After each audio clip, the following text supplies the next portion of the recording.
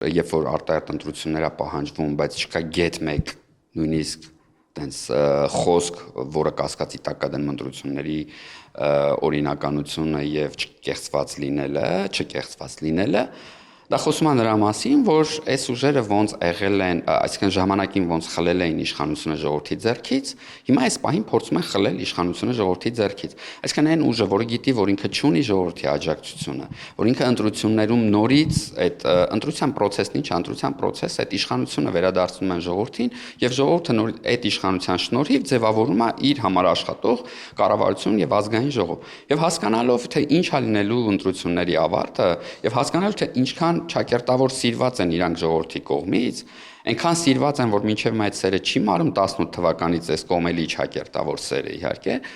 մարդիկ պետք փորձ են անում ամեն կերպ, ինչ որ իրանց բանը, քայլերի հաջորդականությունը, որ առաջարկում են, հենց դրա մասին է, որ ասում են ժամանակավոր կառավարություն ձևավորել, այդ կառավարությունը ինքը որոշի թե որտեղում է նշանակում, որպեսզի հետո շատ ավելի հեշտ կեղծվեն այդ ընտրությունները։ Խոսքը սրա մասին է, այսինքն սա եւս մեկ փորձ է ժողովրդի ձեռքից վերցնել արդեն իսկ ժողովրդին վերադարձված իշխանությունը։